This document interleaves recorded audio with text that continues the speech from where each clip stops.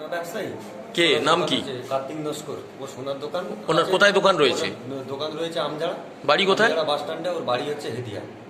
এবারে ও হচ্ছে কি সোনা ব্যবসা করে, সোনার দোকান আছে, সেই হিসাবে ও দোকান বন্ধ করে ওখান থেকে আসছিল বাড়িতে আসাইতে হেদিয়া বাসন্তী হাইওয়ে রোডে হেদিয়া আর আমঝাড়া জয়দেবপোল আছে, জয়দেবপোল আর হেদিয়া মাঝখানে ওই জায়গাটা খুব অন্ধকার, ওখানেই হচ্ছে ওকে গুলি করে। কারা করে কারা? মানে কে করেছে ওটা তো বলতে পারবো না, ও তো ব্যক্তিগত কোনো শত্রু ছিল না। এবারে তাহলে কি ছিনতাইয়ের জন্য গুলি করেছে? হ্যাঁ, হতে পারে এটা ছিনতাইয়ের জন্যই করেছে। গুলিটা কোথায় লেগেছে? গুলিটা লেগেছে পিঠের ডানার। উনি কি বাইক চালিয়ে যাচ্ছিল? হ্যাঁ। সঙ্গে কেউ ছিল না একা? না, সঙ্গে কেউ ছিল না, একাই যাচ্ছিল। তারপরে কি হলো? গুলি লাগার পর উনি কি পড়ে গেল? এবার গুলি লাগার পর উনি পড়ে যায়নি। হাফ কিলোমিটার ওখান থেকে বাইক চালিয়ে আমাদের ওখানে রাজমাঠ, হেরিয়া রাজমাঠ, ওখানে একটা দোকান আছে, ওই দোকানে হচ্ছে গিয়ে পড়ে যায়।